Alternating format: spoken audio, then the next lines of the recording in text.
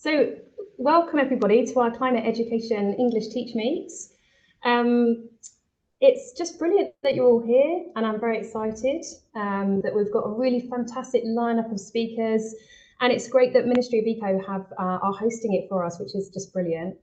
So I'm Sarah Dukes. I'm secondary school English teacher and sustainability coordinator at the Chase School in Malvern, passionate about protecting our planet and empowering pupils and staff to tackle the climate and ecological crisis. So I'm just going to start our English Teach Meet with some maths graphs, if Paul would be happy to put them on the screen. And as you look at these graphs, what I'd like you to kind of think about is the fact that we've just experienced the hottest February on record. We've got a sustained breaching of our 1.5 degree target. Paul, can everybody see the graphs? Sorry, yeah, give me 2 seconds. I'm just about to load it in. Yeah, I'll carry on talking because you'll get to see them in a second, but I just want you to note that these graphs start to mirror each other. So we've got global warming increasing, we've got CO2 emissions increasing, and at the same time, we've got fossil fuel profits increasing. They are a graph with a line that mirrors our societal expectation of perpetual growth. So these are the graphs that I'm talking about here. On the next graph, you can see that this kind of big, scary existentialist threat that we're facing, these kind of pupils and young people that we're teaching might say, well, hang on a minute, what about if we get all of the world leaders, all of the people in positions of power? What about if we get them to get together and we can call it a conference of parties or perhaps a COP? And that will help solve the climate crisis, and that will help keep fossil fuels in the ground and slow down emissions. But we can see from the second slide that actually as COPs progress, CO2 emissions also progress. And even worse, this other graph from COP28 shows that the number of delegates associated with fossil fuel industries actually outnumbered the national delegations that was there. So we might say, well, what about the government? Can we rely on the government? Well, we had a really good sustainability and climate change strategy for education with quite a promising foreword.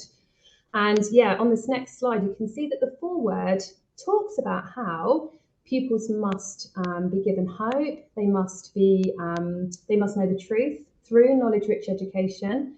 But it only went so far. For a start, it's not compulsory. It only deals with subjects that already contain opportunities for teaching sustainability and the climate crisis. So it doesn't mention English, for example. And also it kind of has an inherent contradiction at its heart. And that, if we go to the next slide, I will send these slides around so you can properly kind of look at them. But the next slide, you can see the priority outcomes for the Department for Education is to drive economic growth. And we've already seen from those graphs that it's an inherent contradiction because you can't have infinite growth on a finite planet. Also, if we just kind of start to have a look at the latest Ofsted English report that came out last week, you can see climate change and social justice is mentioned a few times, and I think that we must push back on the idea that actually you sacrifice somehow literary merit if you're incorporating ideas about climate change and social justice. I would be interested to know which books they explicitly mean. It's not mentioned, and the schools they went to isn't mentioned either. So the UN states that climate change is the defining crisis of our time, and that it's happening even more quickly than we feared. But daily life does not look like an emergency. The reality of the planet is not real for most people most of the time. And the Prime Minister is rolling back on so many climate pledges and environmental commitments and almost kind of weaponizing the climate as part of a new culture war. So we kind of need to address this with English. Margaret Atwood, dystopian writer, she says it's not climate change, it should be called everything change. You must have all heard Antonio Guterres, UN Secretary General, who says global warming has ended and it's the era of global boiling. And Sir James Bevan, another quote for you, CEO of the Environment Agency, says the main thing for us all and the world is the climate emergency. So why English? We're here on our English Teach Me. Well, English teachers, we're in a brilliant position to highlight and push the environmental focus within our English lessons. The overarching aim for the subject of English is successful communication. So we read critically and fluently and with good understanding. We write effectively and coherently, and we speak with confidence and clarity, and we listen carefully. And they're all the skills of language that are essential to participating fully as a member of society. So when we start to think about our society being under threat, when forests and woodlands and other natural habitats across the world are in decline, and fossil fuel burning and rainforest clearing and pollution emitting cars and planes cause such destructive consequences, we kind of have to think to ourselves, right, successful communication and the climate crisis, they underpin everything. And so through effective English teaching, we can begin to tackle both. The subject of English also has the huge advantage of reaching all year groups all of the time. It's compulsory to teach up to Key Stage 4. And in fact, we often see pupils, they often have an English lesson a day. And it's really easy to adapt our content to incorporate, for example, aspects of nature, because nature has inspired every aspect of our culture, from music to poetry to art to literature to science. And the connections are easy to find because, really sadly, the climate and ecological crisis underpins everything. Another poet, Owen Shears, says it's the condition of our time. Everything is informed by it and can be seen through its lens. Literature also is a creator of our imaginations, and schools are the caretakers of the education of young people. Books cultivate empathy. Literature enables self-contemplation and self-questioning and a very deep and intimate engagement with the world. And it's powerfully character-forming. Our eyes are opened, our minds expanded, and our connection to other people is enhanced and our hearts are moved. And it's that notion that actually we've got the data, but it's not the data that necessarily drives change in people. It's emotion and connection, just like Dickens with his kind of social justice at the heart of lots of his novels. Just like, actually, another really good example, modern example, would be the post office drama that did so much more for the cause than anything that had gone before. So in our English lessons, we can really think about how we can infiltrate and adapt the national curriculum so that we're teaching the same skills but with that climate content. Explicit teaching of the climate and ecological crisis, connecting with nature, sustainable living. So we're really thinking about our class reader, our choice of topic, and we're really considering the types of text that we're teaching and the types of activities we're doing in class. And Ben Rawlins, who helped found Black Mountains College, he has written this brilliant article that I can share. And from the article, it says something that really resonates with me that I'll share with you. He says, this is a human crisis of values, of worldviews, of inequalities and historic injustice. What needs to change goes much deeper than specific laws or policies, although these are important to fight for as well. You cannot change a worldview through laws alone. Education, the formal school system in particular, is the point of transmission of skills, knowledge and culture where a society reproduces itself. This, in my view, is among the social spaces with the most potential as a site for transformation. So the Chase School, we declared a climate emergency in 2019, with our targets being to reduce our own school's emissions, but also to raise awareness of climate breakdown and empower students to lead change. So we've done lots to include climate education into our English lessons, including major considerations of the text that we're teaching. Teaching explicitly and implicitly ideas around sustainability, climate crisis and nature connectedness. So I'm hoping that this Teach Meet will give you some tried and tested resources and book recommendations, exploratory ideas to use within your English lessons so that we can help pupils take this huge topic with them. So they're not compartmentalizing it, but we're offering them hope as well as empowerment. We want to give pupils ways to cope and tools to instigate change, and we'd love for you to use these as a starting point. Let us know how they go. Let us know how the pupils receive them. Tell us how you've used it as a starting point to embed other ideas, to embed climate change within your English lessons. Let us know how it goes. And over to Paul for our next speaker.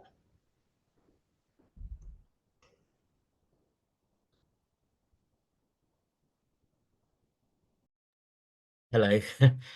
Um, I'm first of all just going to apologise in terms of any of the slow tech. I'm at the moment in Newcastle, away from home, and it means I've not quite got my normal setup. So we're going to do the best we can. But we did want it to have a relatively relaxed feel anyway. I was also just going to take a moment to thank Sarah for making this happen. It really is champions within the subject areas and within schools that we need to foster and help make happen. And that's part of what we're trying to do through the Ministry of Eco-Education.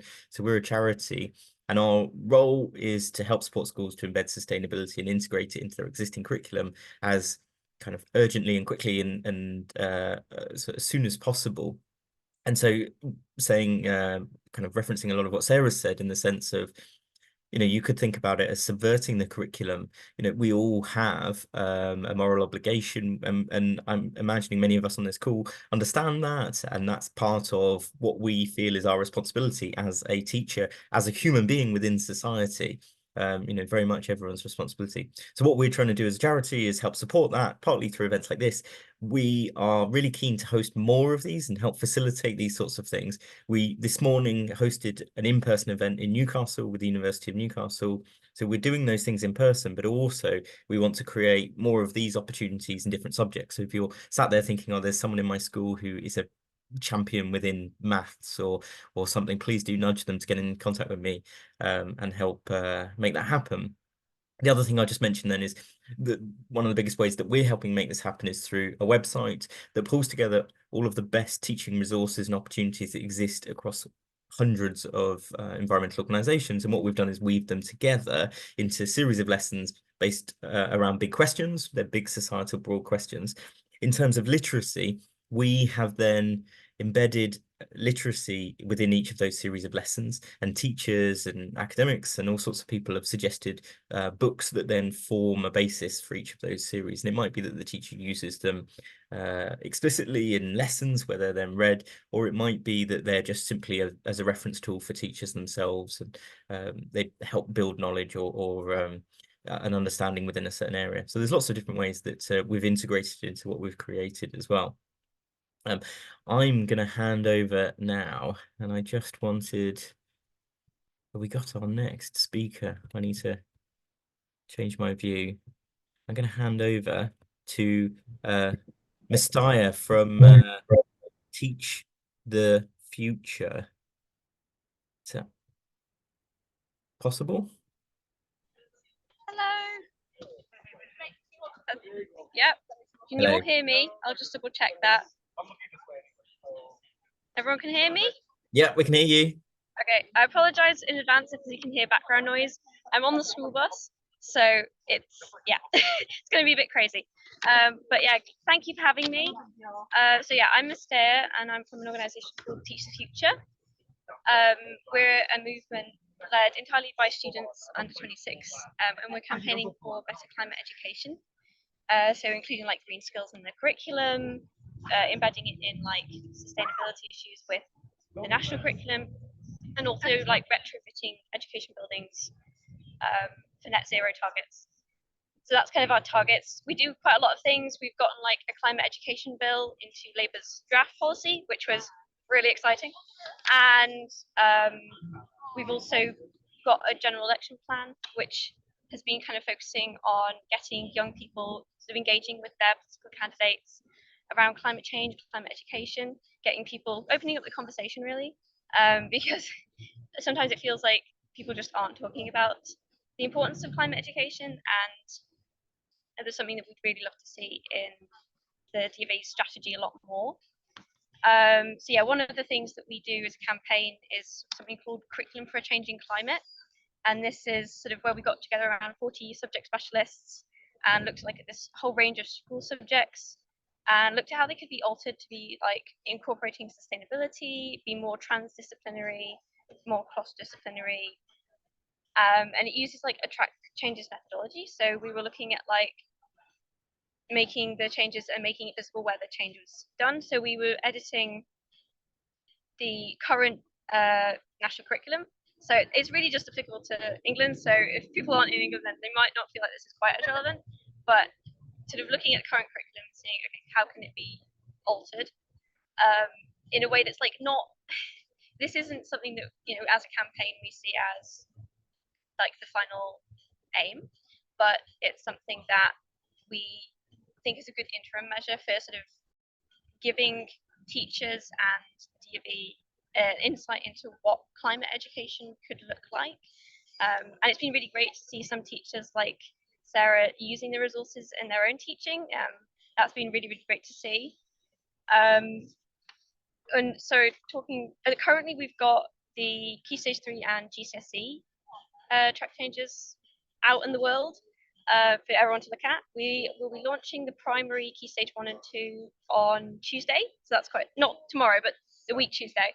And then after that, we'll be working on A-levels, Key Stage 5, that kind of stuff. So it's all still very much a work in progress. But yeah, everyone's welcome to like have a look and yeah, hopefully get inspired. Some of the things that we have specifically for English is we're kind of looking at English as a lens for critiquing and analysing society, not just being critical of texts, but using that critique of text to actually look at the society that they come from. You know, challenging the dominant discourses, sort of highlighting the voices of writers that maybe have typically come from historically oppressed backgrounds, and sort of exploring that through literature. So yeah, like not just looking at climate, but looking at a more broad range of being more sustainable in a way. Also being the sort of track change, one of the changes recommended was how to be able to like be eloquently express feelings through words, whether that's written or spoken, and kind of really incorporating that into the way that students are taught English, that's a really key part of being taught English. Another way was like we looked at how language change can actually be linked to our relationship to the climate. An example given in the document is pathetic fallacy, which I think is really cool. And like how rainy weather is usually depicted like really negatively, especially in English speaking texts, when you know rain is really essential to life, and how that can really influence how people interact with nature if they've read a lot of fiction that kind of depicts things a certain way, how that can really shape you, and being able to engage with that critically and analytically through English was another addition that was sort of recommended by the academics. One of the things that was suggested across all the range of subjects was an appendix, a bit like is currently in design and technology, to show links with other subjects. So like showing links with science, and geography, and history, and psychology, and showing how these aren't just like individual subjects, but how they're all connected. And like another link was examining the way like bias and misuse of evidence can be shown in texts. And that's something I think is very relevant for climate change when we're dealing with climate deniers or people who are like denying that there's something we can feasibly do. So I think that was like really interesting to look at, and I think, well, I don't know if Sarah found that interesting to use, but I hope so, and we hope that in the future that could be taken up by the DOV and implemented into the national curriculum properly. That is the hope. Yeah, I guess I will hand back to the next speaker.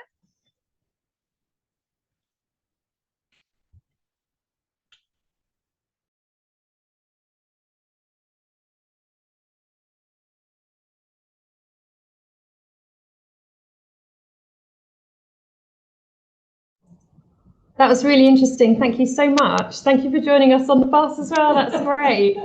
And now over to Megan Murray-Pepper. Hi everyone. Paul, are you going to put my slides up, or do you want me to do it? Do you want to do it? I can do it. Yeah, as long as I'm allowed to do it. Whether or not that'll be a bit quicker. Yeah, let's do that. You've got your your tech complications. I think you just need to probably give me Yeah, I think it's done. So you should be able to now. Okay, I'll try. And yeah, hi everyone. It's really nice to be here. Thank you to Sarah and Paul for having us, and for organising the whole thing. I am just checking I've got the right thing open. And hopefully There we go. Okay, should appear now.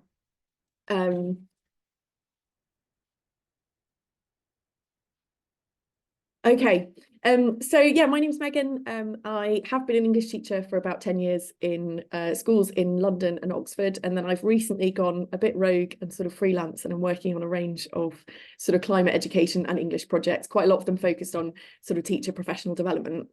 So I'm currently working on a project at UCL called Teaching for Sustainable Futures. And I'll just really quickly run through what that is, because that's hopefully going to be one of those elements that really contributes towards making it easier for teachers to incorporate some of this work into their practice. So really briefly, the Teaching for Sustainable Futures programme is creating these sort of self-contained modules, subject-specific modules, which are all subject specialists. So they're all about exploiting the potential in our discipline, obviously in this case, English. They're all free, they're all online, they're all asynchronous, so you can take them in your own time. So it's very kind of accessible, hopefully, to a range of teachers. Each module is about 90 minutes, and they're kind of a mixture of video content from teachers, from academics, sort of case studies, including a couple of brilliant teachers here, and also kind of things to read through and activities to do and discussions to have. So you can take them independently, but they're also ideally collaborative. They're something you could take within a department. They can be done individually, whatever your preference is. And the first of these English modules is going out in the middle of May 24. So it's coming up hopefully in a couple of months' time. And then there should be a follow-up module as well. So just to put those on your radar, that hopefully those are going to provide another kind of outlet to work through a lot of possible examples and ideas. Generally, the programme is aimed at some very similar kind of outcomes to the ones we've already heard about here. So really about our job to support young people towards having agency and capabilities to act for the environment, and being equipped to contribute to a socially just, equitable and compassionate world that we are hopefully building, creating lifelong connections with nature and all of the well-being features of that, and generally understanding the planet as an interconnected system and their place in human communities. So that's the kind of overall programme. And what I'm going to talk about today is a little sort of fragment of the first of the English modules, and I'm going to focus on sort of critical media analysis. And actually really nice to hear Mystaya talking there about the Teach the Future programme, because I'm going to pick on that idea of English being a place where we can critique and analyse society around us. So I thought I'd focus on media today rather than sort of conventional literary texts, and just mention a few ways in which I think we can do more environmentally focused media work. There was a really recent report actually from the English Media Centre that noted how fragmentary and inconsistent media teaching is at the moment in English schools. And actually, I think this is something we could do a bit more of with an environmental lens. I think there's an absolutely vital skill to develop in terms of reading the world around us in a very critical way, and in particular, in terms of critiquing society, what I'm looking at here is kind of being able to help students make those links between dominant cultural discourses and environmental breakdown. So, for example, consumerism and the environmental effects. So, couple of images to start off with. I'm just going to talk briefly about what I see as like 3 different ways into critical media work that focuses on the environment. And the first image, we probably don't have time, sadly, to do much interactive guessing, do we? But that first image is what I'm going to talk about first of all. It's an advert by Lufthansa. And advertising is such a ubiquitous medium, obviously. I went to a webinar last week by Global Action Plan, which suggested that an average 14-year-old sees more than 1,200 adverts in the course of a day, terrifyingly, and many of that targeting. So like adverts actually a genre that we need to be quite sort of fluent in. So that's one kind of discourse, and thinking about this in particular in the context of greenwashing, which I imagine is probably a term that most of you have come across. So helping students actually be like critically alert to this as an increasingly ubiquitous practice, part of kind of the cultural space that they occupy, and helping them to become more critical readers of the claims that they will see here, there and everywhere. So whether it's about companies pretending to do more than they do, or products being greener than they are, or often just deploying green friendly sounding language to seem as if they are effective or ethical in some way. I think that if we could help our students identify the language of greenwashing, that would be a really useful skill. And credit here to the Irish Schools Sustainability Network do some quite interesting kind of conferences and resources for schools. And actually, one thing I saw last year that's freely available, I'll put the link up after I finish speaking, is they've got a freely available workbook that includes a really interesting video for students on the 7 deadly sins of greenwashing. And it involves looking at again, sort of a varied range of texts, including things like the FIFA World Cup advertising that was very topical last year, where FIFA claimed to be running, you know, the first carbon neutral World Cup, or the most environmentally friendly World Cup. So kind of ways of analysing the language and kind of breaking that apart. Really useful, hopefully. And that could be done either with looking at advertisements themselves. So this Lufthansa advert I've chosen is an example of an ad that was banned by the Advertising Standards Authority, and you can find tons of examples of these because of making misleading claims. And, you know, I'm sure you can see straight away that there's all sorts of potentially problematic kind of discourse going on in this advert. It's effectively selling plane flights by suggesting that going on a plane in some way protects the future of the earth, and even has the audacity to say make change fly, as if flying is some kind of mechanism for improving the world, ostensibly. So looking at advertisements themselves, particularly I think ones that have been banned, gets you into a discussion of kind of fact checking, you know, and that there are structures and kind of practices for analysing the language. It can't just be freely out there in the public domain, we would hope. But the other thing I've done, and I've done this with Year 9 students, so it's actually really fun, is just to think about the everyday objects around them. So I grabbed a pack of paper from my reprographics office last year and took it in and said, let's have a look at actually the claims that are being made for this particular printer paper. And there's an extraordinary amount of sort of green discourse going on.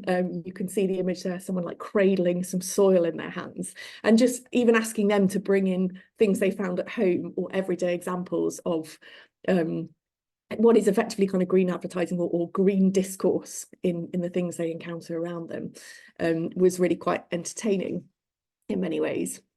The second thing I want to move on to then is thinking about kind of genre, and the fact that, you know, we have this immense capacity in English to think about sort of genre discourse and the subversion of genre discourse, and students tend to be quite alert to those things even without knowing it themselves. So this is a leaflet actually produced by Extinction Rebellion at some point, I think a couple of years ago, or about 18 months ago, and it was part of a campaign about, guess what, dirty water, highly topical issue. And this is what I think of as basically part of studying kind of parody as a really effective way to critique or to analyse society. So students are very ready, I found, to pick up on, they know what kind of underlying genre is being exploited there. They are able to make links between an image like this and their kind of a vague familiarity with, you know, tourism advertisements and so on. And these images like this can be a really nice way into exploring like a topical issue that might be the subject of a lesson, say.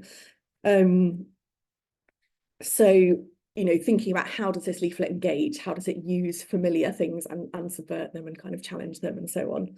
And that also this could be, so it's something you can do through visuals, but also as a kind of literary exploration. I think parody is a really interesting genre to look at. I'll just skip through this. It was just unnecessary background.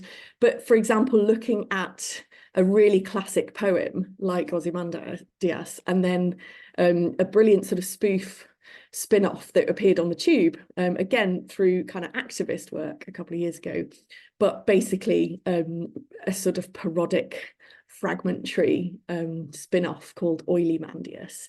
Again, a way in of maybe kind of approaching classics text with a little bit less reverence, but also giving students opportunities to maybe come up with their own kind of parodic work that links to a topical issue. That could be quite a good sort of stimulus for creativity. And if we had a bit more time, one thing I'd love to show you is what I think a brilliant example of parody is thinking about the language of newspapers as well, and how there are all sorts of implicit biases and assumptions built into that. So we don't really have time to read through it, but a brilliant text that I can also share after this is somebody wrote a sort of inverted tabloid version of how the London Marathon really got in the way of Extinction Rebellion protests a year ago. And there was this kind of outrageous, the like mad running activists basically disrupted a really important environmental gathering. And that kind of thing of using parody as a way of like flipping things on their heads and looking at the, you know, the world from a slightly different direction can be really effective to actually expose what kind of assumptions are often built into the writing or the media that we're very familiar with. So that's that. And then finally, another sort of slight angle on the media, still thinking about advertising, but more specifically about the practice of subvertising. That one might be a bit less familiar, I don't know, in kind of everyday discourse.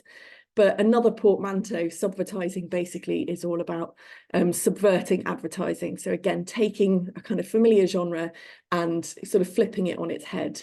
And there's a whole range of interesting sort of texts out there produced by groups who basically put out these sort of fake advertisements, and they're generally aimed at creating content that looks like adverts. We kind of, at the first glance, we think they're adverts, and then really what they're trying to do is kind of expose or potentially stigmatize particular kinds of behavior, and indeed particular companies or strategies, and discourses, dominant cultural discourses about what we should consume. So these are a bit more provocative, and I think there's a level of discretion there about which kind of images you think are suitable for your students, and depending on the age range of the students. But there's a few more examples here. Again, they tend to appear in public places, and they tend to kind of play with our the sort of space that these brands or these kind of behaviours occupy in public life. So they're particularly aimed often at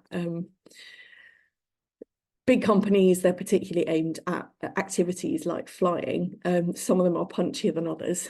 So a bit of discretion there and thinking, but kind of at its base level, something like this flooded landscapes poster is doing quite an interesting job in helping us think about the connections between cheap flight culture and environmental breakdown.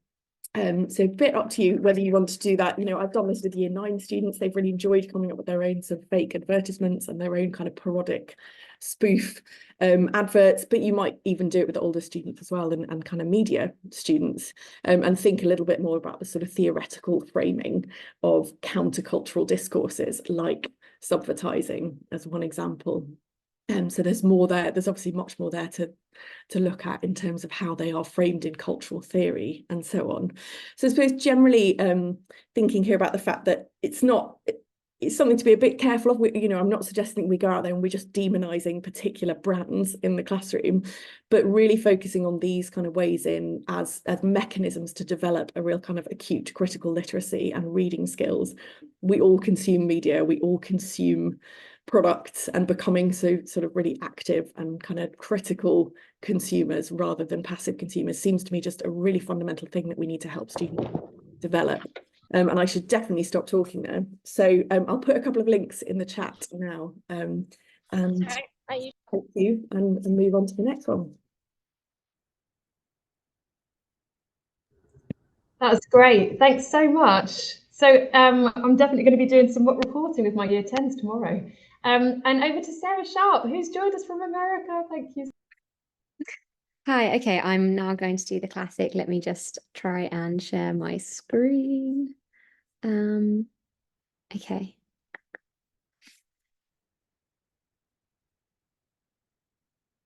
I have no idea what you can see right now. Hopefully my slides. Is that working? Yeah. Yeah. Okay, I'm taking that as a yes. Great. So yeah, hi. Hi everyone.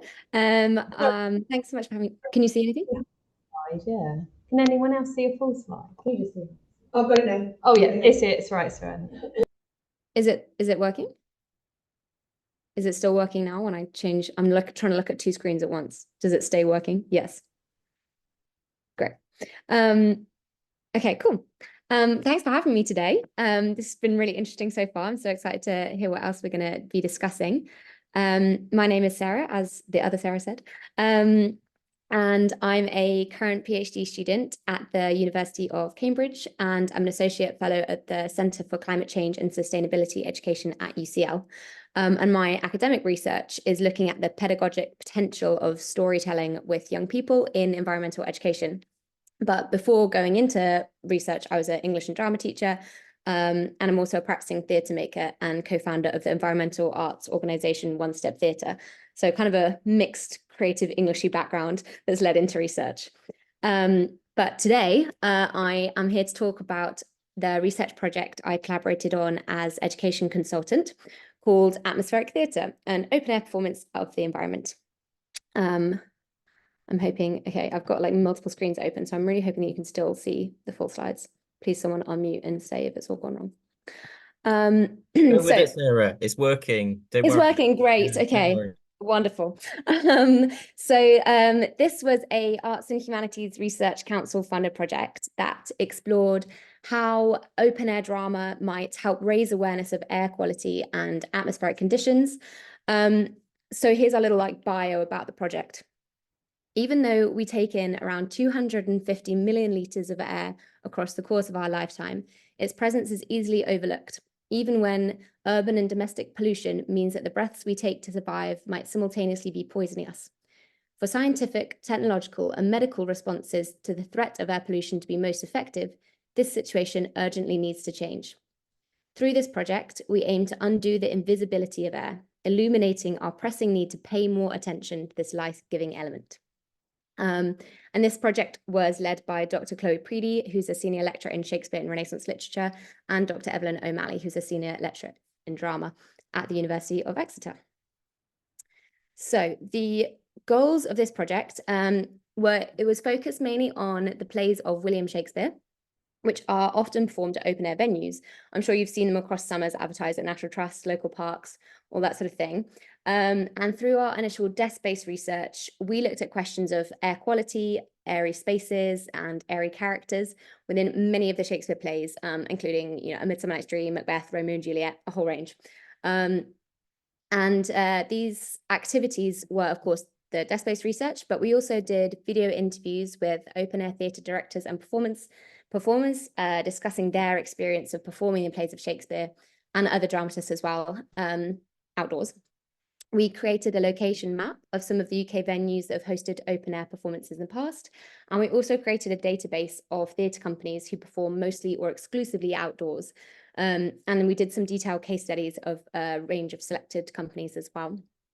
But what I'm here to talk about today, we made some educational resources, including lesson plans, associated materials that can be used to teach Key Stage 3 and 4 about the significance of aerial themes and environments in Shakespeare's dramas, with the goal of raising awareness of atmospheric conditions. And throughout this project, we worked closely with partners at the Minack Theatre, the Willow Globe, and the Duke, alongside various other theatre companies. So it was a collaborative work with lots of partners. I'm not going to try and pass this off as purely my own research, but we were looking at the open air practice that's informed the resources that I'm going to talk about today. So using our research, I created some education resources designed to introduce students studying the plays of Shakespeare to questions of airy quality and aerial spirits within his drama. Each resource that you can find about the project had a lesson plan, all the associated resources, PowerPoint slides, and individual learning objectives that indicate how each session will promote learning about the environmental history or atmospheric awareness in performed drama. So the first set that I created is aimed at students aged approximately 11 to 14 to map against the UK National Curriculum Learning Objectives for Key Stage 3 English. So these resources covered, as you can see here, the significance of airborne plague in Romeo and Juliet, wind power in The Merchant of Venice, fairy flight in A Midsummer Night's Dream, and the relationship between Shakespeare's fairies and the environment in A Midsummer Night's Dream. So I thought we'd take a quick look at The Merchant of Venice, just so I can explain the links that are being made. I'm happy to talk about others, but maybe we'll see how we give time. I'm definitely going to run over, sorry. So the key climate-related goals of this resource were to understand the links between the atmospheric forces, our lives, and the lives of those in the Elizabethan era, and to understand how Shakespeare explores human dependency on natural forces in his drama. The lesson plan of this draws attention to the impact of atmospheric forces on our lives and livelihoods. So you can draw clear links between this and climate change due to the severity of unpredictable or extreme weather conditions that climate change brings. So here's just a couple of screenshots to show you what the lesson plans look like. And you can see that it starts with an introduction of what the lesson is, all the materials that you'll need, and the Key Stage 3 learning objectives that it will be hitting. And then we have the lesson plan. This one, very briefly, you can have a look on the website later, but very briefly, is looking at how wind-powered trade impacted the lives of the characters in Merchant of Venice. So students create their own little ships, try and sail them across a tub of water.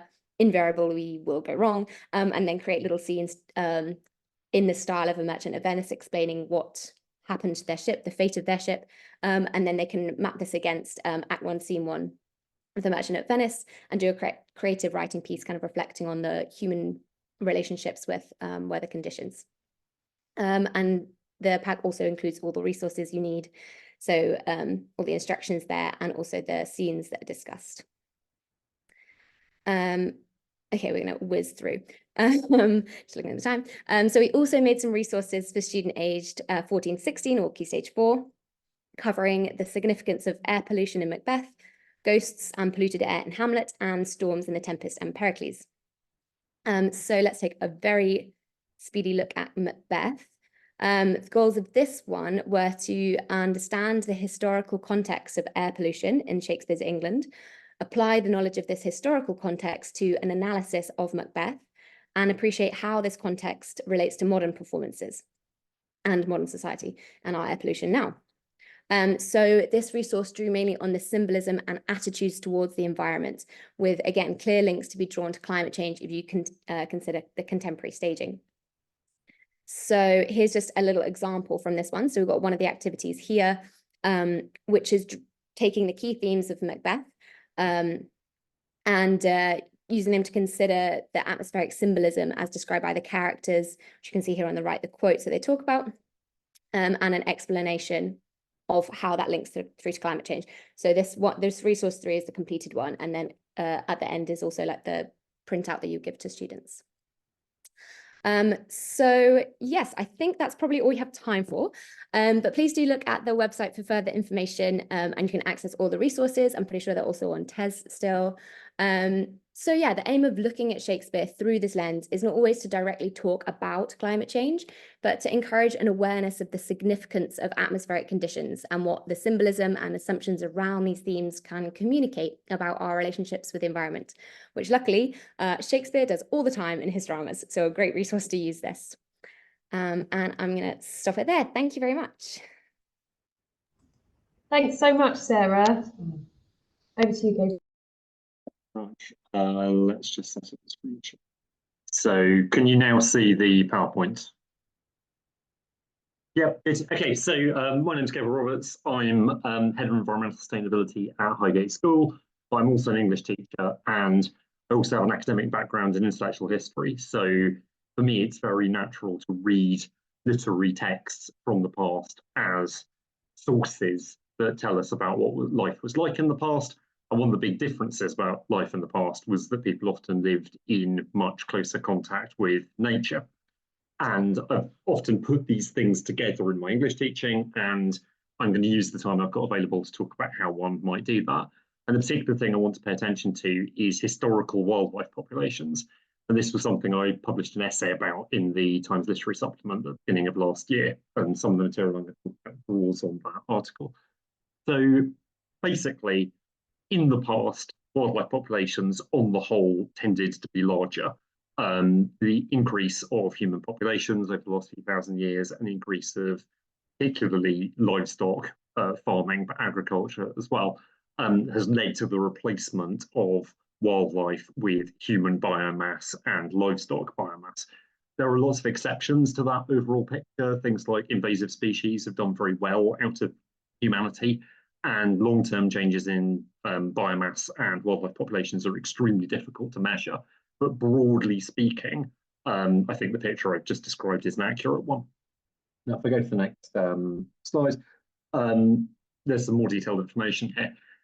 One of the reasons for stressing the importance of paying attention to long-term changes in wildlife populations is that a lot of the really high-quality data that we have only actually dates from the last 40, 50 years or so. Systematic measuring of wildlife populations mostly is something that's been practiced since the late 60s and the early 1970s, which means that when we read a big headline, like, for example, that 41% of wildlife species have declined in abundance in the UK since 1970, we might make the mistake of thinking that 1970 represents a point at which those populations were healthy or in some shape like that before the rise of, say, mass agriculture or populations, anything like modern ones, or industrialization, or want some change of that nature. But in fact, if we push our baseline back into the past, we realize actually that those reductions that are measured since 1970 are the tail end of much larger changes which have taken place over longer periods of time. So, for example, one study in this area suggests that land mammal biomass is now 7 times lower than before the beginning of human civilization a couple of thousand years ago. A much, much larger change than the one that you would see only measuring things from 1970, even though obviously the 20th century has seen an expansion and acceleration of a lot of these changes. Now, it turns out that literary sources can really be quite useful here, because throughout history, literary writers have often written about things that captured their imagination, they found inspiring or interesting, and large wildlife populations have often been sources of inspiration. So I've tended to find in my literary reading, particularly of older texts, that you encounter references to wildlife populations that are really unusually large by modern standards, but were objects of wonder or delight or interest for the people who were experiencing them. I think this is a really interesting thing to bring into the classroom. So the way I normally approach this is by beginning with examples of what I call bioabundant. And these are things that we often encounter in wildlife documentaries. So they might be enormous penguin colonies or migrating herds of land animals on the savannas of Africa, or huge flocks of flamingos or migrating caribou in Canada, and things like that. And you can show pupils pictures of these or videos of these in the classroom and get them to write about how they feel or articulate how they feel. And something that goes very naturally with that, I think, is to ask them about their own experiences of wildlife in large numbers. I think what you tend to find is either that they haven't experienced wildlife on scale, or if they have, they experienced it outside of the UK and a long way from the location which you're probably going to be teaching them. And then you can say, well, hold on, was it always like this? Is there something about the British Isles and Western Europe that mean that mass abundance of wildlife is just impossible in that region? And of course, the answer to that is no. If you go back historically, you find lots and lots of references to wildlife in really considerable volumes in this part of the world. So some examples here that I've used. Daniel Defoe, in A Journey Through the Whole Land of Great Britain, talks about a flock of 1 million swallows waiting for migration on the Suffolk coast, which is a very large number by modern standards. Or Gilbert White, in The Natural History of Selborne, writes about an astonishing explosion in spider populations across southern England, which would be utterly extraordinary by modern standards. He also writes about bats thronging in flocks of tens of thousands along the River Thames in Berkshire. And Richard Jeffreys, in Wildlife in Southern County at the end of the 19th century, talks about flocks of rooks extending over 5 miles of Wiltshire in a continuous flock. Going more recently, Seamus Heaney, deaf naturalist, writes about frog spawn in numbers that would be rising by modern standards. Gavin Maxwell, Ring of Bright Water, writes about eel populations in the Outer Hebrides in numbers that, again, by modern standards, are extraordinary because eel populations have collapsed. Barry Hines, Kestrel for a Knave, again writes about mass abundance of tadpoles as something which is completely normal in the countryside of the 1960s, but again, something not that many people, I think, have experienced nowadays. And G.W. Sebald in The Emigrants writes about starling populations in British cities in the middle of the 20th century, where there were very, very large murmurations of starling in the winter as a regular occurrence. But that isn't something that we encounter nowadays. And what you can do is you can take extracts from texts like these, and you can use them as the basis of post-literary analysis, and you can use them as an opportunity for pupils to practice thinking themselves into the perspectives of the people experiencing these wildlife populations, and also developing their historical imaginations, think themselves into points in history in which the state of wildlife in the British Isles was very different from how it is today. But because there's a risk with this kind of teaching of everything becoming rather doom and gloomy, and the impression being given that there is no future for abundant wildlife in the British Isles, I think the next step I normally take is to go to rewilding initiatives like the one at NEP in Sussex, which I imagine a lot of people here are already familiar with, and people like Isabella Tree pictured, who are attempting to change the way we wildlife conservation in Britain. And I've used extracts from her book Wilding with Year 8 pupils very successfully, where she writes about this idea that the idea of going on foreign holiday, maybe to someone like Kenya to experience spectacular wildlife, could be replaced with people saying, well, let's go on holiday to southern England in order to experience wildlife on a sort of fantastic scale. This idea of sort of almost creating sort of wildlife tourism in Britain in a way which has not previously existed. In using text like that, I think you create a sense of hope and get away from the potential gloom that comes from engaging with the kind of historical texts I've talked about. The idea being that pupils will not only start thinking about how wildlife in the UK can flourish in the future, but also how it might flourish to a point where we can again experience the kind of abundance which existed historically. What I've tended to get pupils to do in responding to texts like Wilding is to write non-fiction, newspaper articles, that kind of thing. So I end up with 3 different kinds of task here. One, a sort of creative response to their own experiences of abundant wildlife or their encounters with it through pictures or video, analytic writing based on the kind of historical texts I've talked about, and then non-fiction writing responding to modern rewilding initiatives. And I find a model of that kind works pretty well. The only other thing I'd put in, which I haven't actually mentioned on the PowerPoint here, is that I've sometimes used the final episode of the Wild Isles series that was on the BBC last year or the year before last, which details a whole range of rewilding efforts up and down the country. I've tended to find that pupils, particularly those in urban areas who may not be so aware of these things, they found them really quite interesting, and that's produced quite a lot of useful discussion. And so the aim in using a text like that or a resource like that is to end on a hopeful note and get them thinking about what could be achieved in this area if people take the right actions. Okay, that's it. Thank you very much. Yeah, thank you. That was really interesting. Thank you very much. We're going to jump to Cathy from Art to Imagine.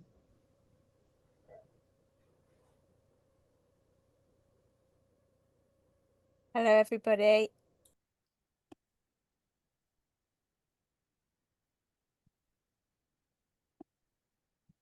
Sorry, just bear with me for a second. Okay, I didn't realise I was up next, so hopefully you can see that.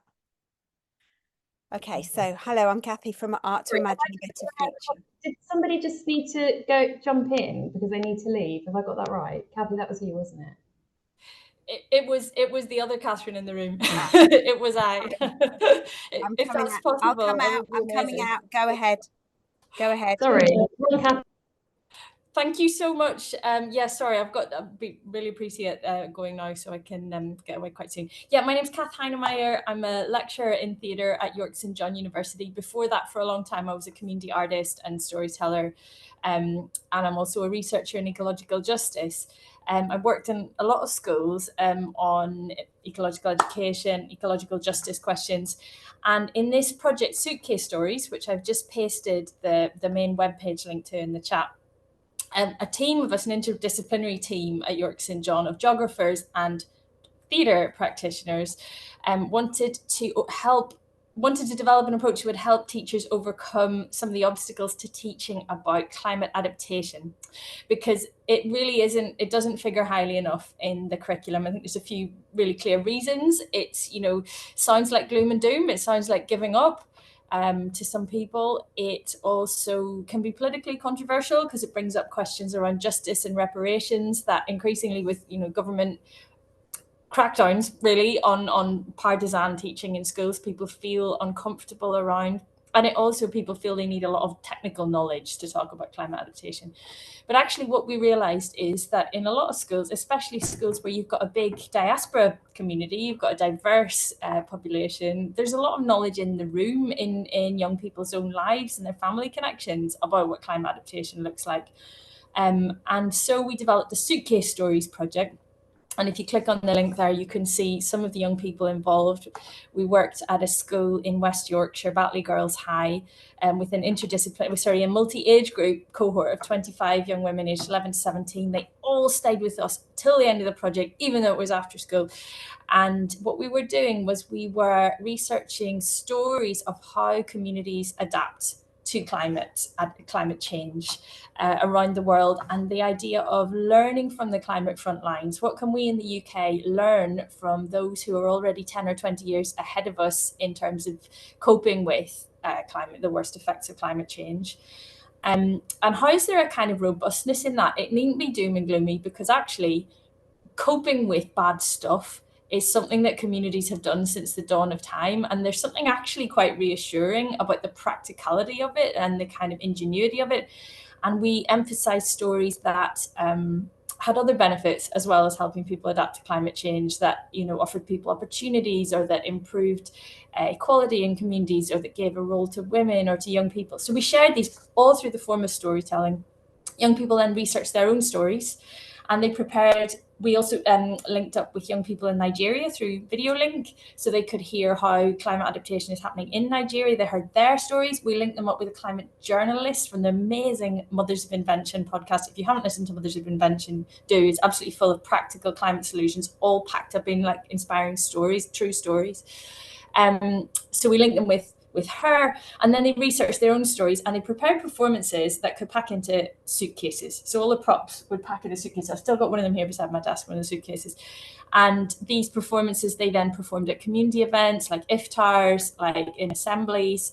And we were looking for that way that storytelling and communicating about climate needn't be a precursor to action. It is action. If you're sharing knowledge, if you're taking the care to craft knowledge in the form of a story of how somebody else has adapted to climate change and how your community can adapt to climate change, then that is action for the young people. And we didn't need to tell them much about climate change. All the knowledge was there in the room, and it was a matter of pooling it through storytelling and drama activities. So there's a film there on the website that shares our project. It's a 10-minute film. And mostly the young people themselves talking about the project. There are 2 teaching resources, one for primary school age, one for secondary school age, just an independent evaluation. And then if you're really geeky, we've just published an academic paper on it, which is open access, so you don't need a university login to read it. And I've just put the link in there, sort of contextualizing that within climate education more broadly. I'd be really happy to hear from anybody who wants to be part of a kind of a Suitcase Stories Mark II. We'd love to develop it with a wider range of schools, different kinds of schools. We're looking for possible funding sources for that. So do be in touch. I'm findable easily through York St John. Thank you very much for letting me jump in as well. That's just brilliant. I'm so excited that you joined us, and I love that. I love the idea of the suitcases. It's great. I've got a drama teacher behind me who's St John's. Who went to St John's, so she's very excited. Yeah. Amazing. That's brilliant. Hi. Crazy women in the background. In the 90s. So yeah. Sorry, Cathy Grove. I was getting my Cathy's one. Thank you so much. And then over to Phoebe. Thank you. Okay, great. Give me 2 seconds and I'll share my screen. Okay, so I think I've sort of planned this for 7 minutes. I'll try and kind of catch up some time, but I'm not sure how possible it is. I'll do my best. Okay. Hopefully you can all see my slides. Okay. Right, so I was going to talk to you about a scheme of work that I put together for year 9s at my school. I teach at a big comprehensive in Oxford with students from a really wide range of socioeconomic backgrounds. So the unit that I put together was called Literature in the Natural World, and then the question running through it was, what can literature tell us about our relationship with the world around us? So I'm going to just try and quickly talk through what the purpose was, what it included, some strengths, and how students responded. Okay, so first of all,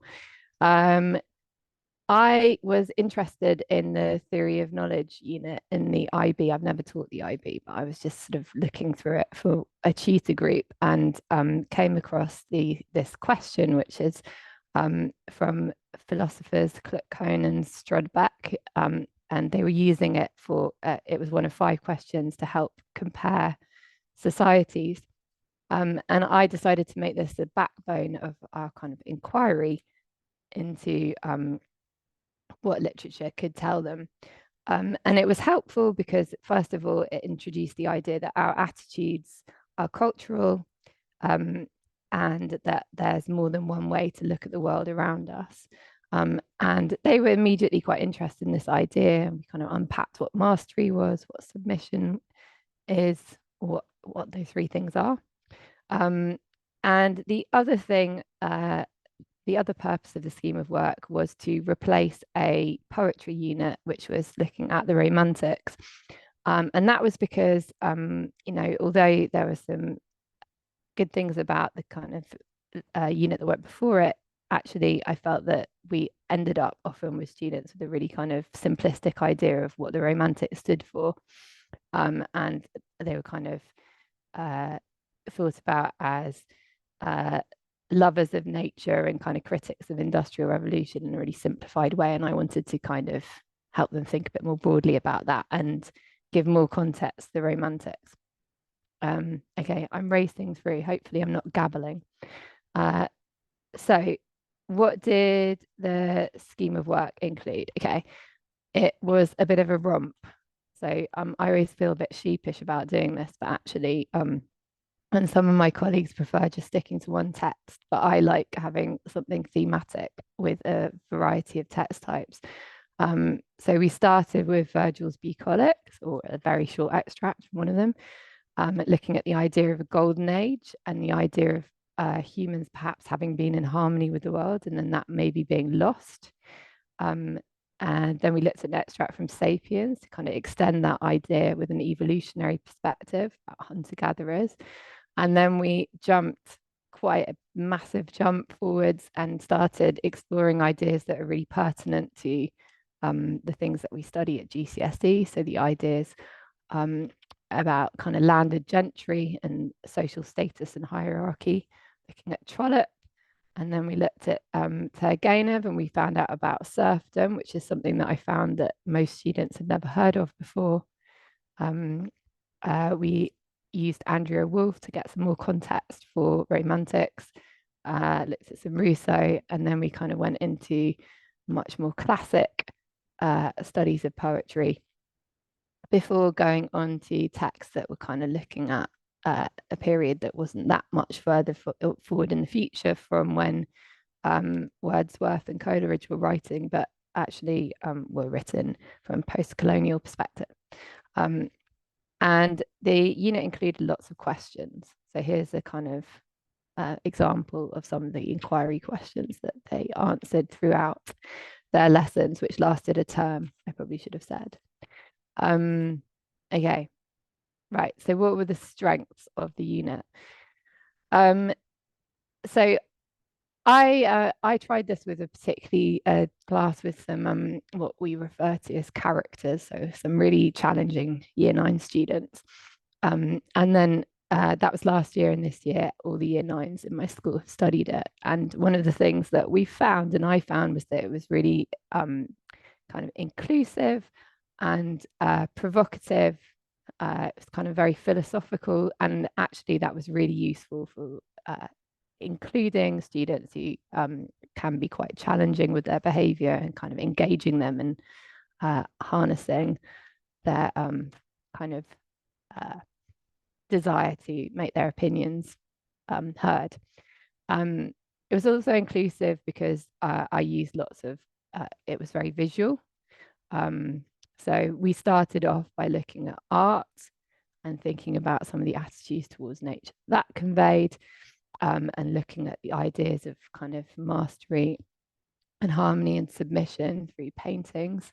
When we looked at more difficult texts, again, kind of used pictures to help support understanding all the way through. It was also inclusive, and that's also, I always put as much imagery in my slides as I can that help me kind of teach a bit of plant and wildlife knowledge. Sorry, I just dropped my notes along the way. It was also inclusive because of kind of range. So it had a kind of wider range of reference points, and kind of just quietly building up knowledge of things that some of them know a lot about and some of them don't, and trying to bring that all together. It also tried to build on the knowledge that they're acquiring in other subjects, so really developing their kind of connected understanding across their different subjects, and applying, trying to make sure that they kind of actively apply, or imaginatively and creatively apply, their knowledge of historical events. So here's an example of getting them to think about these writers and how old they were at the start of the American War of Independence, so that they could then kind of start imaginatively thinking about how that might have influenced their thinking. Also, endlessly trying to get them to make connections between things that were happening in one part of the world and another. And that was it. I found it really productive looking at those kind of romantic writing, and then kind of going beyond that to post-colonial texts within the same unit. Okay, I've had 7 minutes now, so I'm basically going to stop. But what I wanted to say was finally that from an eco-literacy perspective, I think it's a scheme of work that I was really pleased with, because it definitely helps students make connections within and beyond their subject.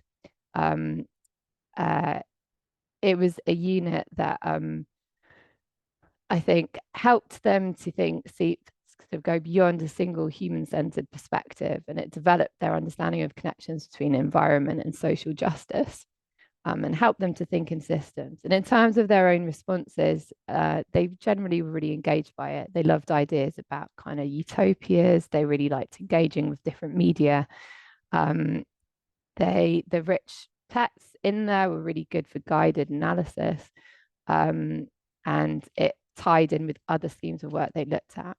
And finally, I've just got, that was a kind of final essay that they write. And I found that there were students who were kind of working at a kind of middle level, who felt empowered to go a bit further and be a bit bolder and braver with the things that they were discussing. So there's an example here from Marguerite, whose writing was generally, I suppose, heading towards a sort of grade 4 or 5 at GCSE. And I felt that this kind of really gave a boost to her critical thinking, and that was evident in the way that she began to write. Okay, that was 8 minutes 52 seconds. Sorry everyone, I'm going to stop sharing, hand over to the next person. That was great, thank you so much. I loved all the links, all the cross-curricular links there. We're just saying how we just want to be a pupil in all of these lessons, because they just sound so brilliant. Hello Jess, over to Jess now. Hi, I'm just gonna see if I can share my screen. Okay, can everyone see that? Yes, perfect. Okay, so I'm just your bog standard English teacher at Winchcombe. I'm still pretty fresh-faced to the teaching industry, let's say. But I was inspired by the work Sarah does at The Chase, and she really kind of forged some sort of things that I found really interesting, and how we can put that into the curriculum. So I started at Winchcombe in September, and one of the things that we look at is a module called Words That Burn, and it's to try and help the students create poems of protest. So very quickly, Words That Burn is a module that takes place between after February half term, and not after, between up to February half term, apologies. And we focus with year 8 students. It follows on from Animal Farm, so it follows on really nicely. So students have their eyes opened to sort of corruption within leadership, and sort of start to forge ideas of rebellion and protest through this allegory. So Words That Burn is actually a module which Amnesty International has made, which is a human rights movement charity. And what's happened is the school's taken that, used it as the skeleton, and then sort of fleshed it out with other resources. And that has been able to allow me to start to put in ideas of culture and climate change. So very quickly, to break it down, there are 6 sort of areas of focus, and they all link to human rights. So I used to work with Amnesty International when I was in university. It was part of a society that I was in, and I've continued to sort of keep in contact and work closely with them as a charity. So very quickly, it's the idea that they protect people wherever justice, freedom and truth and dignity are denied. And I think that speaks out for the environment as well. So the first thing within the module that we explore is the expression of freedom, and where we focus is women in education. Then we move on to identity, so that's LGBTQ+. Then we talk about poetry in society, which links to human rights and the Holocaust, and you can fit in quite nicely climate change in there. You've got discrimination, so we look at the Black Lives Matter movement. We talk about speaking out, which is right to life, and then we also talk about power and protest, and that's where they take all of these ideas and they come up with their own poetry of protest. So the module that the area of the module that I'm going to focus on is the speaking out module. So within it, we explore the right to life, and it covers refugees escaping their countries due to natural disaster, which obviously links very closely to climate change. And we look at the very real effects it has. So Amnesty International have case studies that they put together, and I'll put in the link to Amnesty International and their climate change page into the chat. So what we do is we research sort of the natural world. We do a lot of comparison work about what it used to be, what it is now. And there's a lot of picture stimulus, which I found has made it really accessible to sort of those lower ability groups. I have a group that is very SEN heavy, and they really thrived during this module. I think it was giving them a way to communicate, a way to get their opinions across, and they were able to do these things like dual coding with their work. So they use picture stimulus, and they come up with pieces of imagery to describe the situation they see, and then place these pieces of imagery within their poem.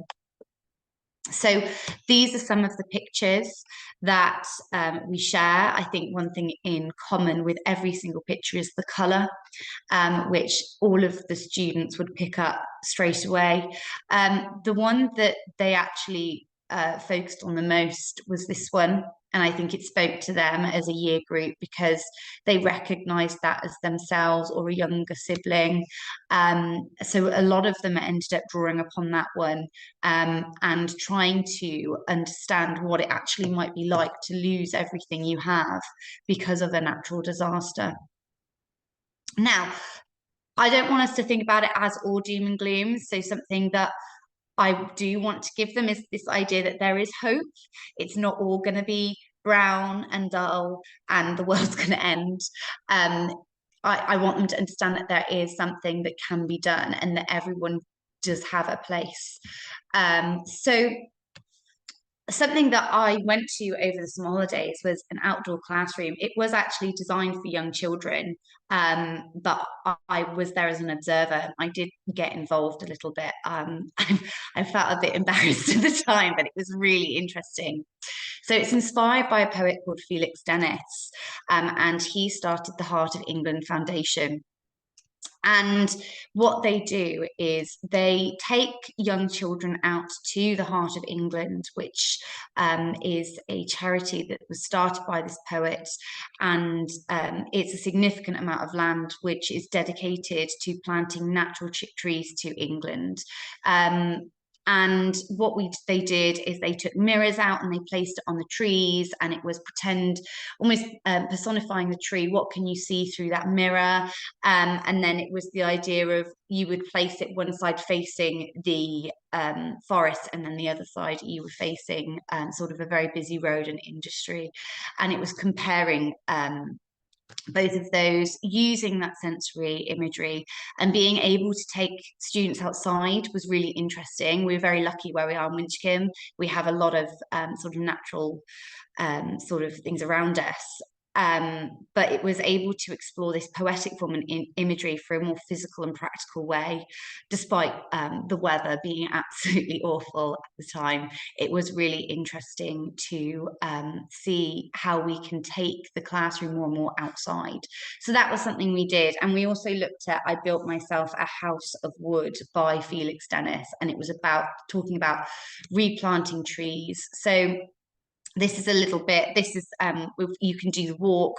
This is a little bit about Felix Dennis. I'm going to probably skip over this quite quickly, but his poem is talking about how if you take something from the earth, you've got to give back, which is really nice to sort of, and the students really bonded with that, and it sat with them of if we use something, if we take something away, we've got to give it back. We're sharing this earth, and that was really interesting. So finally, the aims and outcomes of the module is it challenges students to take action for human rights and climate change through poetry. It's this idea of understanding your use of language and form in poetry. There's a clear understanding of poetic voice and the power of poetry to communicate your own message. It's important to consider and discuss the authorial intention, which is something that keeps being brought up within sort of examiner reports about the ideas that students are missing authorial intention. So I'm getting those aims across. And also it's the idea that this module allows you to cover a wide range of topical, social, economical, political issues, and that you can then apply that to paper 2, section B really nicely. So that's pretty much it, and I'll put in my links to Felix Dennis, the Heart of England Foundation, and also Amnesty International into the chat. So thank you very much. Thank you, Jess. That's great. So now over to Cathy Groves.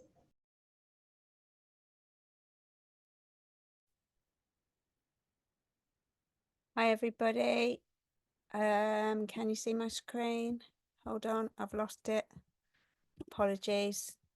Oh, sorry, everybody. Not sure what's happened. I've completely lost my presentation. We can see it. You can see it, but I can't drive it because I've lost it. I don't know what's happened. I'm back. Okay, right. Okay, sorry about that. Okay, so I'm Cathy from Art to Imagine a Better Future. We're a small community group of volunteers And we're running a project that was the brainchild of my colleague Andy, who's also here at this meeting. It's for Key Stage 2 right the way up to Key Stage 5, but it can be adapted for adults if it's basically works for any age. We're currently in the first phase. Up to the end of December 2024 is what we're running at the moment. It's a solution-focused project. What we do when we go into schools is we'll do an introduction, talk about what's going on in the world, some of the problems, and then we run an imagination session, which I'll talk a bit more about in a second. Then comes creative writing, artwork, and finally we're going to showcase the art. We've already got one display space booked at the moment, and we're looking into others. So one of the first things we do is we talk to the students about the kind of problems that the world is facing, see what kind of things they can come up with, prompt them with some ideas of our own, not just environmental problems, but social justice as well. That kind of thing is really important to make the links with those as well. So we talk about those kind of things, see what ideas they have, talk about dystopia. That's something that's, they can get quite involved in, talking about books and films and games and things that they've experienced, and how we're in a throughtopia, or we need to be in a throughtopia, if a place where lots of change is happening. If we want to get to a better place, we're going to need radical change. And so we talk about that. And then we solution focus. So we start to think about solutions that are already out there. What are the kinds of things that they're already aware of? And what kinds of things, could come into their local community? What kind of things have they heard of that maybe have not yet been used already? We try to make clear that we're talking about things that are possible. No flying cars is one of our little mottos. So things that would be very doable. Maybe there are things that are only available to rich people at the moment. Maybe they're things that have not been brought into Britain, etc. Maybe they're things that can be combined in different ways. And then what we do is we do an actual imagination session where we take the students in their imaginations to 2035, and they can close their eyes if they want to. We talk them through it very carefully, and they go inside their imagination. It's quite powerful. Really recommend having a go at it if you would like to yourselves at a later date. And they walk around in 2035. They find out where they are, and they think about what they can see. And the key is that in 2035, we've done everything possible that can be done to fix the climate and nature crises. And so we look at all of the solutions having already happened, and we look at what the world would look like. We ask them to walk around, smell the smells, see the sights, hear the sounds, find out where they are. Our project was inspired by this book by Rob Hopkins, From What Is to What If. And his idea is that if you can imagine it, you can build it. And if you haven't already imagined the world that you want, what is the thing that where are you trying to get to, really? And his book starts with what we call a mini story, where he describes himself in 10 years' time walking around his town and all the things that are different and all the things that are really working. We show the students, this is an example that was aimed at younger children of a mini story with a piece of artwork to go alongside it. And this is an example of how we would showcase the artwork. This was something that was done by one of our team.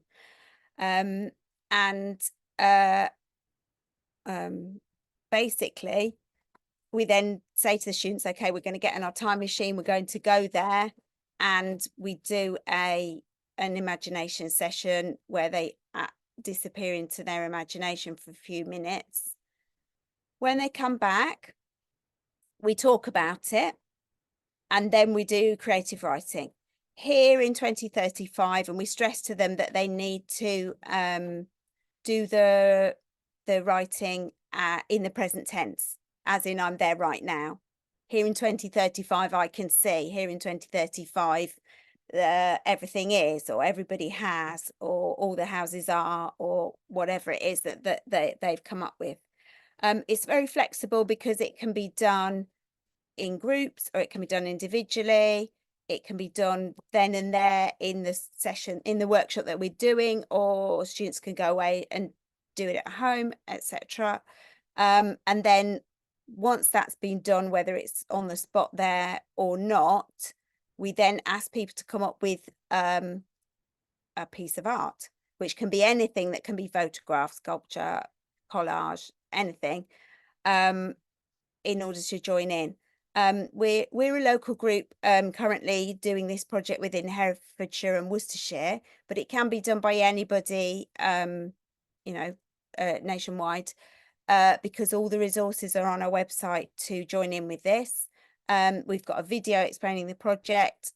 We've also got a video that walks you through the imagination session, which is something that anybody could get involved in, and anybody could use.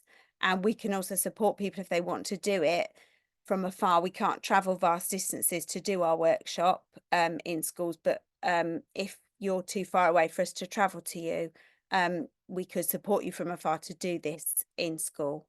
And on our website, it shows you how to send the mini stories to us. There are also lots of other mini stories on the website for inspiration, and it shows you how to send the artwork to us so that we can showcase it. And that's it. Thank you very much. Thank you, Cathy. And Cathy came in very last minute recently, and the pupils responded brilliantly, and that the kind of the power of the imagination. Over to Anne. Hello, Anne. Hello. I can only just see my screen for sharing the screen, so I'll hopefully be able to do it.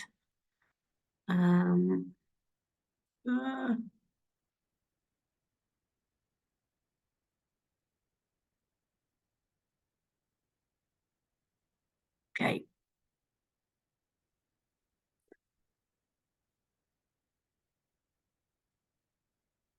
Can you see it?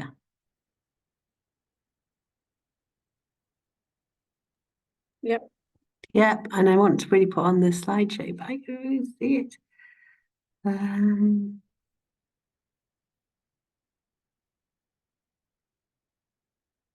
No, I can't quite get to the slideshow bit.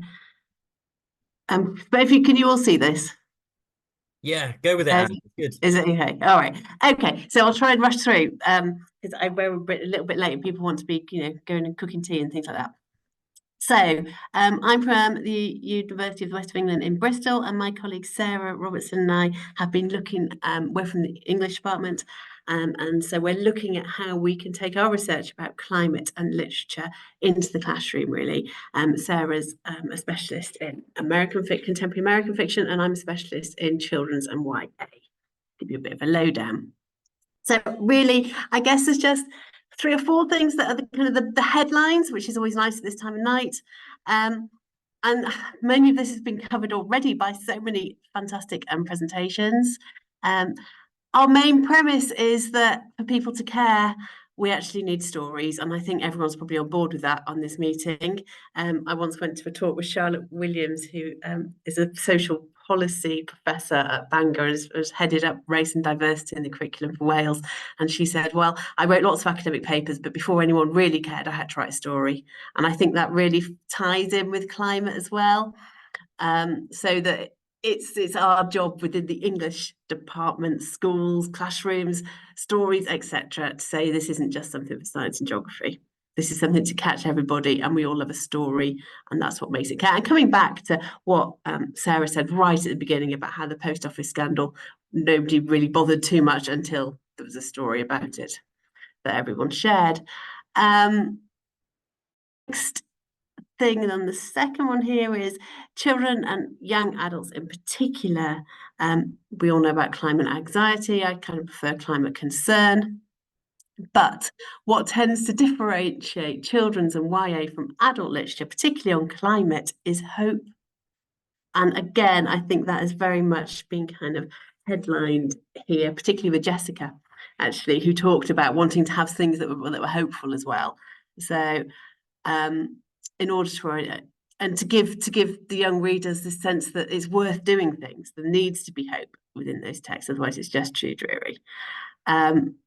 Also, really importantly, is this notion, which kind of in some ways takes us back to Rousseau, this idea that and all our children is a real trope of children's literature where the child saves the world, from Annie to Little Lord Fauntleroy.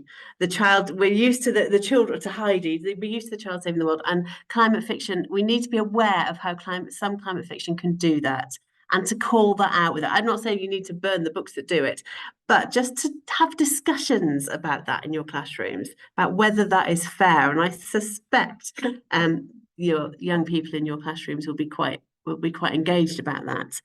And also just to think about how sometimes there's texts that are really, their main focus is climate fiction, but as we've seen, there's those that their main focus isn't necessarily what we think of climate fiction, but all of them tend to have a lot to say about voice in the arts and about that critical literacy of who gets to tell the story. Okay, so I'm just going to race through as quickly as I can. So everyone knows about the Lorax. You see it in loads of protest marches. People have their signs from the Lorax, and the kind of the overriding message of, unless someone like you cares a whole awful lot, nothing's going to get better. It's not.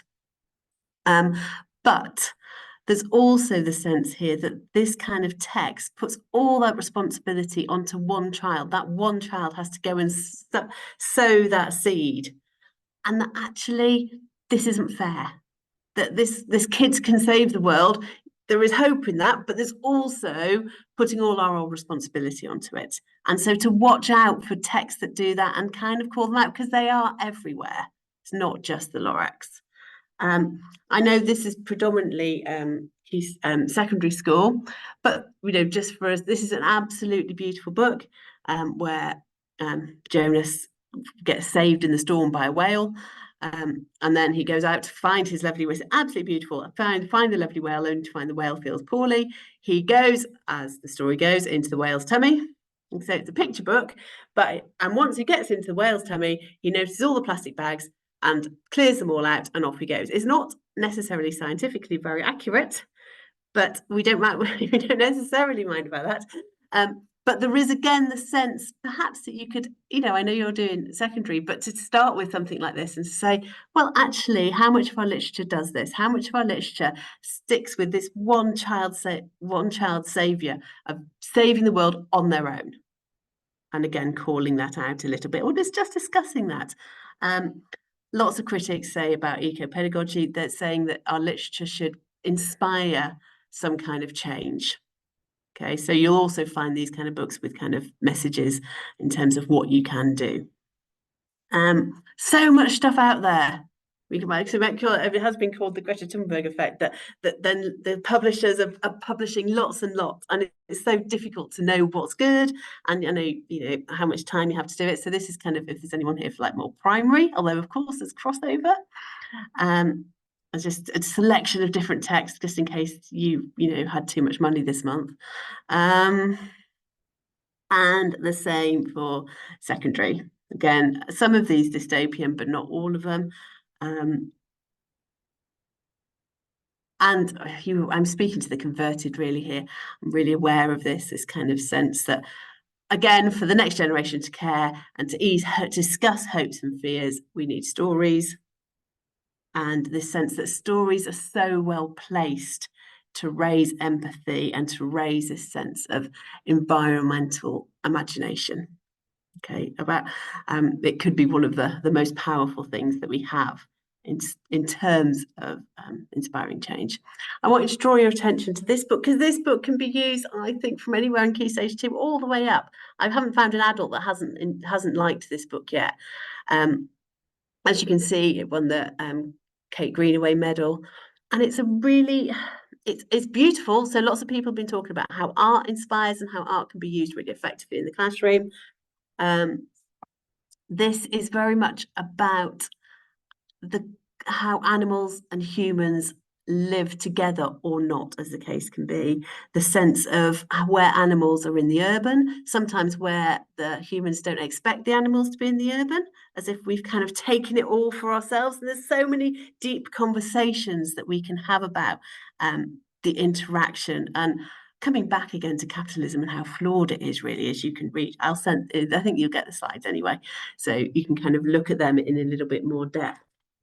But it kind of challenges ideas that entitlement to land is humans' given right, and just reminds us that humans have been there longer than our motorways and our high-rise buildings. So we can see that just from the cover here.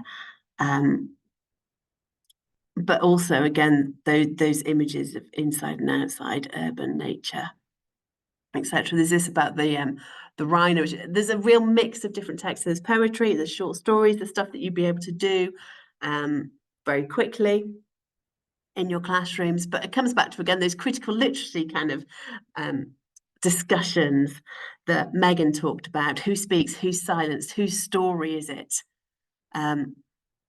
You know, the sense of where we're coming from in terms of these texts. Humans blaming someone else. This was the rhino on the motorway again.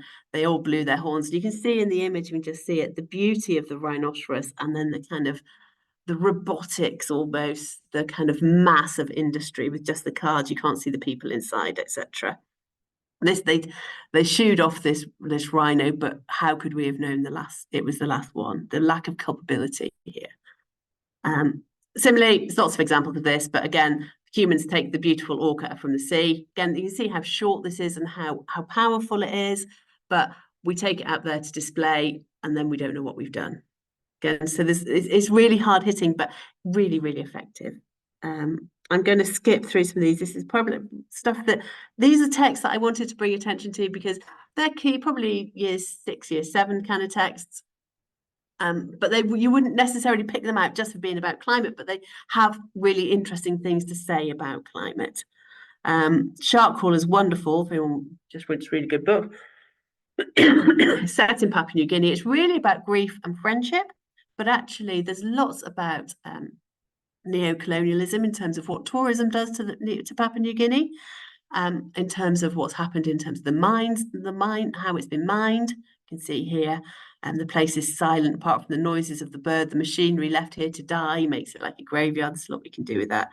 But also it's about tourism, and it's about the English and Americans coming over. And yet it's more nuanced than it's just being good and bad, because she makes friends with this American girl.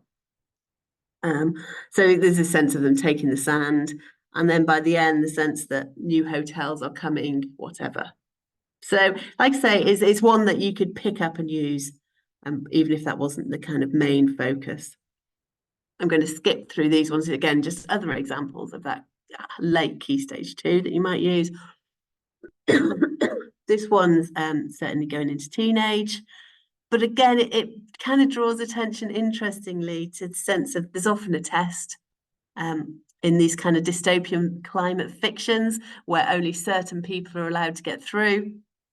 And there's something the same here, almost like a GCSE. Instead, they've got TARS, and only some get their special privileges for doing them. And of course, it's not fair because the rich pay for the children to have this kind of embedded freakoid put into their skin. But also at the same time, there's a lot to be done about they take poetry off the syllabus, etc., and so that there's no access to the arts. Again, quite common in dystopian texts. And then finally, I just want to get through, talked a little bit about Dry, which we ran a book club they were for undergraduates, so they were 18, 19 on the whole, but they weren't English literature students. They were students that were doing geography or town planning, or we were open on it, but that's who it tended to be. And it was really interesting. They were students who knew a lot about climate and were really interested in the facts and figures, but then came out to say things like, but actually this book really made me change my behaviour in terms of making me think about what I would do in this situation. This is a book where the taps run dry in California. And it kind of is a little bit lockdowny. They all go out and they buy water. They all go out and they buy their loo rolls. And it talks about what happens there. But again, the text itself has interesting things to say about what the news takes notice of and about who gets to speak and who tells the story. And like I say, just a quote from our undergraduates, they said, it made me think how I would respond, how I'd behave. It didn't change my knowledge, but it made me think about things like the water, you have your shower, you don't think about it, etc. So we had lots of lovely kind of feedback about taking a book club and reading one book over 3 or 4 weeks. And I think I'll stop at that. I do have a bibliography as well, which is quite long. Okay, thank you. That's great. Thank you so much, Anne. We'll try and make these slides available, Paul, I guess. Yeah, we can definitely do that. We can share all the slides, and also I can compile a bit more of a list so that people can dip into and kind of in a slightly more ordered way. So yeah, we'll try and rationalize this and send it out. And I was going to say as well, thank you so much for everyone around now, but also for participating, because as much as, you know, we've had about 20 people on the call, we're going to then share this as a resource, and it's going to be valuable for people beyond this room. Yeah, great. I was going to say the same. There's a huge range of ideas, and I think it's lovely to see that range from truth to activism to hope as well. So yeah, brilliant. And thank you so much for joining us, and particularly thank you to everybody that spoke, because it's just been so inspiring. I feel really buoyed up, and Lisa and I, who's the drama teacher behind me, we're doing a big kind of rethink of the curriculum at our school anyway. So loads of these ideas are going to be feeding in. And we'll feed them to all the other subjects as well, because there's a huge, huge range of options to kind of share with other subjects too, isn't it? Yeah. So thank you so much, and do remember Megan from UCL, the idea the Teaching Sustainable Futures, brilliantly free and excellent sounding CPD that they're working on, that I guess will be launched soon, Megan. And thank you very much, Paul, for hosting and for doing all the kind of techie stuff that I'd be rubbish at. Thank you very much, everyone. Thank you for joining us. Thank you. Bye. Bye.